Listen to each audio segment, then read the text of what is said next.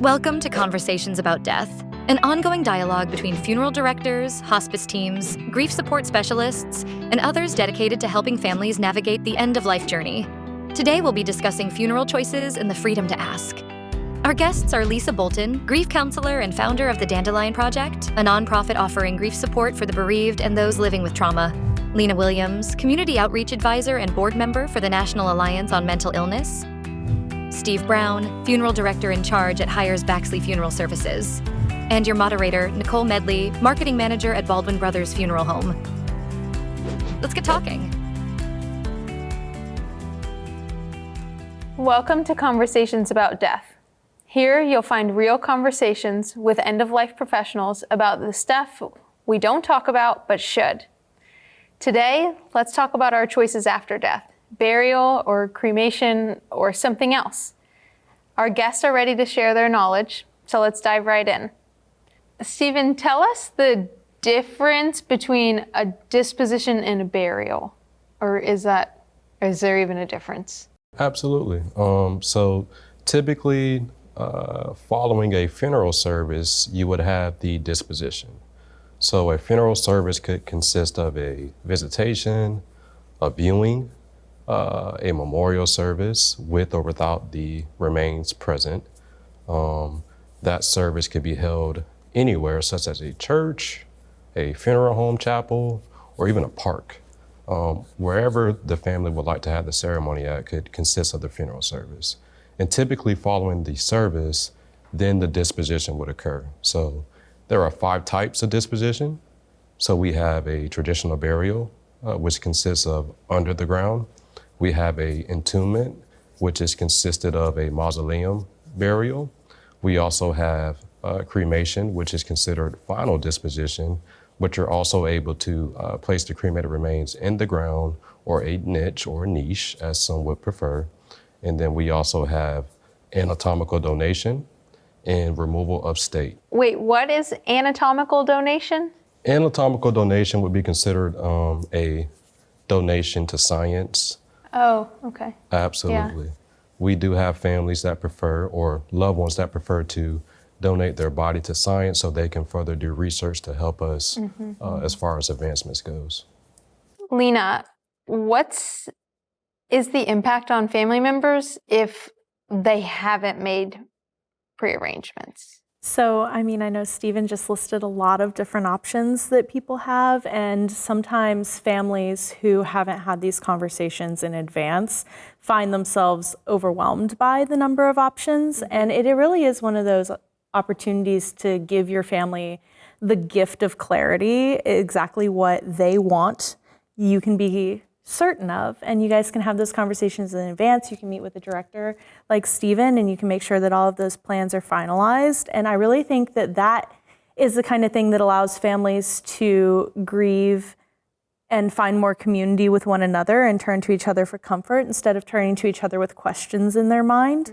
I think when we find families who haven't made prearrangements, one of the things that can come from that is that there is a lot of strife and consternation, and grief is a difficult and complex feeling anyway. And then you find yourself trying to navigate what may even be differing interpretations of what somebody's preferences would be, different senses of obligation, and also there's the element of cost that families haven't often considered. And that's something that can feel like a pressure in the moment that doesn't need to feel that way. That's the kind of conversations that if you have them in advance, then the clarity is there, the decisions have been made, and what you really get is the gift of focusing on your loved ones as you're moving through what is inherently a difficult situation anyway. That makes sense. And yourself. Yeah. Right? Because you're not grieving because you're trying to plan the disposition. Well, yeah, it becomes a lot of, nobody wants their final memories of their loved ones to be about paperwork. You want your final memories of your loved ones to be shared experiences and moments of collective conversation and joy and laughter and reminiscing. You don't want it to be wondering or even sometimes arguing, unfortunately, over what it was that somebody would have wanted. It's just so much better to be able to have that clarity in advance and to have had those conversations in advance. That is so true. Lisa, you've had to make some arrangements unexpectedly. What's your advice? Well, in our case, it was 2 children. My 18-year-old stepdaughter, who we never really had that conversation with. So her dad and her mom and I had to make all those decisions and kind of second guess what it was that she would have wanted. I mean, we all knew her well enough to say that this is probably what she would want. Whereas my daughter, when I lost her, we knew we were going to go to the same funeral home that our family always uses, and we knew that she wanted to be cremated like other family members. So, but it was still tough, even though we knew that's what she wanted, they were our kids. So it was really tough to make those decisions.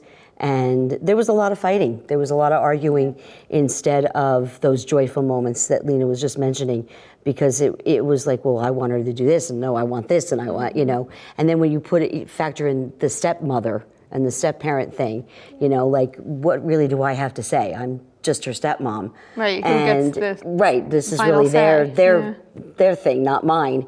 But it was hard for both of them, so I had to step in and try to help them both with decisions that I really wasn't comfortable with, because she wasn't my daughter. She's my daughter, but she's not my daughter for something like this. Whereas Carrie's step-parents, my husband and her stepmom, they just kind of backed away and they let her dad and I figure things out. But it was difficult. Apart from get your pre-arrangements done and have these conversations ahead of time, what would you tell people? How could they make that easier? I have a family member right now that we're waiting. We're probably going to lose him very soon. And it happens to be my father. So we know what his plans are because he put all that together. He's a very organized kind of person. So he put all those arrangements together, and we go over it every single time we see him. But for somebody that hasn't done that and hasn't had the conversation, I understand it's a painful conversation. It's one that I don't want to continue having with my father. It's one that I didn't want to have to make for the girls. But knowing his wishes is going to make a very difficult situation a lot less difficult. There are just less items on the to-do list, yes. Right? And I think somebody mentioned we don't get to grieve when we're the one that's running around making the plans. I already know what all the plans are. Yeah. And my grief is I'm already feeling it. But, knowing what he wants is going to help me tremendously. And I think it's going to help my brother too. Versus then all the services and everything said and done and all the family that's come into town has left, and you're like, oh. Well, there'll still be that, because we're still now I'm going to grieve because. We're still arguing about that because my dad's like, no, and I'm like, I don't care. Well, that's something too that I think is really interesting, is you guys have had those proactive conversations, and in instances where families haven't, that's okay too. That's one of the reasons why coming to professionals who have experience asking the right questions and talking to someone like Stephen, who's going to be able to help you make a really informed decision, and who also has the benefit of a lot of experience and also can sort of act as a neutral party mediation during that conversation, can allow families to, instead of wondering what you don't know and grasping at straws and having the kind of like frantic urgency that kind of comes along with that, and that grief really magnifies those kinds of intense emotions already. Having somebody you can rely on, like Stephen, to have a conversation with, having a funeral home that you can trust in your community. That's good advice. Don't forget to lean on the professionals. That's what they're there for. That's what you're paying them for. Well, and they know what the options are. Yeah. And then you do know your loved one, and you can rely on your better judgment. And my advice also is give yourself grace as you're doing that and as you're having those conversations, and make sure that you do turn to the experts to say, these are the things that are available to you.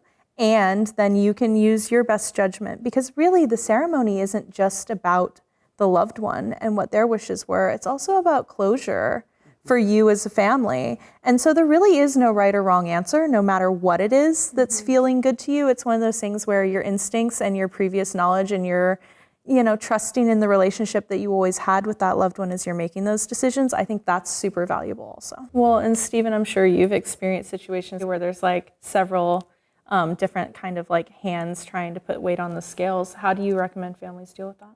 Absolutely. I strive to have one spokesman. It makes my job easier, and I feel like in the end, it also makes it easier on the family too.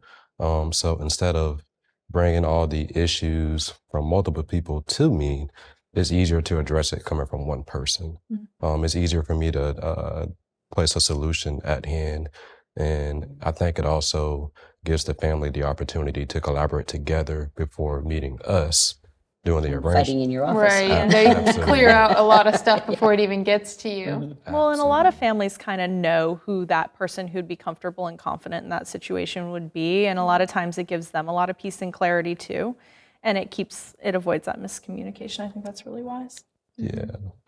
Luckily, it's not often, but there's no one shoe fit all. I mean, every family dynamic is different. So we try to navigate that with a sincere heart and point of view. Do you think that a lot of families don't know how many options there are out there Absolutely. and come in and get kind of overwhelmed? And again, that's where you're the shining light, right? The leader. Absolutely. There have been plenty of times where I would explain all the options that we do have and pause the arrangements and do a follow-up on the next day or the next best day that is suitable for them, so they can digest the information that is given to them and really have the time to choose the proper service or disposition for I their think that's loved one. important. Well, people often feel that there's more of a rush than there is. There really is not this sort of artificial immediacy that's necessary, and especially in a circumstance like what you were describing. It is important to really take the time to have those conversations and honestly to work through those conflicts, because really one of the things that makes grief really tricky is when things like that go unresolved, and it can have these kind of far-reaching ripple effects that can continue throughout the family for a long time. And that's something that I think is really important for us as a funeral service, is to make sure that we're never placing that kind of pressure on a family. It really should be happening on your timeline, and someone like Stephen is there to be sensitive and supportive. And I think that's important, and I don't think that families hear that enough, that there is no rush. You know, because with both girls, it was like, oh, we have to get this done in a certain amount of time. And we were all processing the fact that the girls had died. Their siblings were processing that fact. And it was just, you know, from start to finish was like 3 days. And I think if somebody had actually sat us down and said, you guys can take a week or whatever, I think that would have made a huge difference in what we experienced. That makes sense. There are a lot of options. And price is such a big factor too. Like, so not only do you have to digest all of the different options, but then how much those cost. Do you see a lot of people deciding between burial and cremation based on price? And making that decision because one is less costly than the other? What does that look like? Absolutely. The good thing is, if you are looking for the more economical route, we do have packages that are suitable for every disposition that we do offer. So I would highly recommend, and once I am in an arrangements and fill them out and kind of understand the dynamics, I do navigate them or steer them to a package that would be suitable for their loved ones. Typically, the package, especially if we're sticking with a traditional service, truly makes sense. It comes with all of the necessities for a service, or even for a simple cremation at that. And I think a lot of people in our community, I cannot speak for the whole community, but for our community, I feel like people forget that they can still have a traditional service with a cremation. Some people feel as if they purchase a casket and they're going to be cremated, then they have to keep the casket or they have to sell it or something in that nature. But we do have rental merchandise that they can use so they can have the closure that they need prior to cremation. Oh, so you can do a service with a viewing and then cremate. I didn't even know that. Or I didn't even consider that as an option. Absolutely. We try to explain every option, and if it does boil down to finances, we do have other options for them that can possibly give them what they're looking for. And if not, we will guide them to a funeral establishment that can offer those particular amenities to them. Makes sense.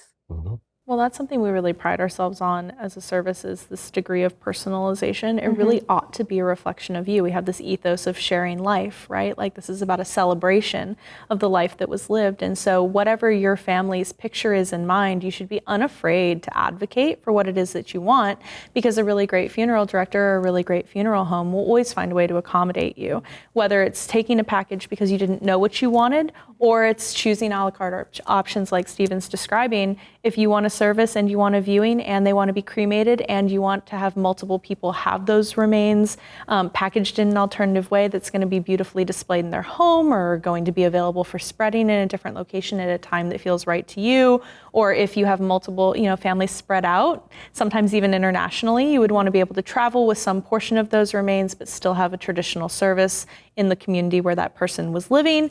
All of these things are possible. So really there's kind of no limit on what you would like to see done. So having those conversations with your director is really the greatest way to figure out there shouldn't really be anything that And there's isn't no possible. time limit on that either. Of course not. Right? Yeah. I mean, you could have ashes at home in a container that could still today, however long later, be then split up and distributed, right? There's just, and you the think about options don't generations end. I too, didn't right? know about the whole fingerprint thing until last year. Now, Carrie will be gone for 7 years, but last year my aunt passed away, and when I went to go pick up her ashes, they had the whole display up there, and I got really upset because I thought, well, if somebody had told me this 7 years ago, I would have been able to do this. And the girls said to me, you can still do it if you can get us viable prints. And I called up to New Jersey and we got viable prints, and I have the necklace. That's awesome. But that would have been, something awesome to go over, because when I got this, I also got it on my birthday, so it came in early, so it came on my birthday, which was just awesome. But if I had, and I felt like I had almost, I don't know if this is going to make sense, but like I had been given a piece of her back to me, because now I have that. Whereas I had none of that before, except for the ashes on the shelf at home. Well, and I'm so glad you brought that up, because there's so many different ways to commemorate people. And when you think about multi-generational families and the impact that loss can have on all of these people who are really disparate, a lot of times when we're talking about arrangements, we're talking about very immediate relationships that are making those big picture decisions. But having something beautiful like the fingerprint necklace that you're mentioning, or the ashes can be turned into stone or into other items.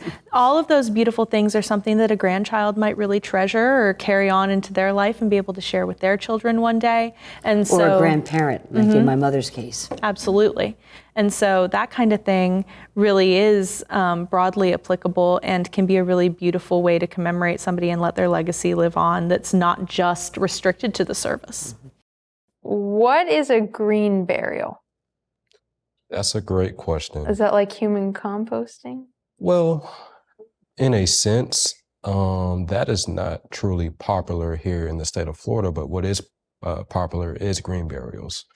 So basically, green burial, you can still have your ceremony that you're looking for as far as a true funeral service, but typically it changes when it comes to the cemetery. So there is no chemicals involved whatsoever when it comes to embalming. The sense behind green burials is the natural part about it, or the natural aspect behind it. So you will see no concrete vault in the cemetery. As I mentioned, no chemicals being placed into the body. The idea behind it is for the body to go back to Mother Earth as natural as possible. So instead of a metal casket, we have options for a wood container or a wood casket.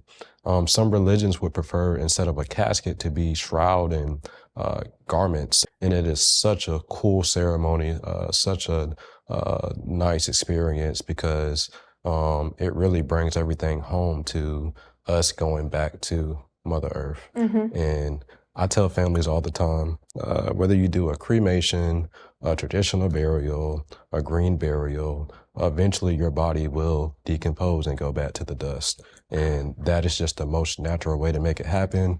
And on the plus side of it, we are truly giving back to the world in a healthy way, in a healthy manner. So I guess that'll get increasingly more and more popular, right? It's very popular, and most definitely I do see it becoming more popular in the days to come. And it's also a economical route to go. They're pretty reasonable when it comes to buying a lot or a family plot. And I truly do believe that we will definitely see more of this to come very, What about very soon. markers?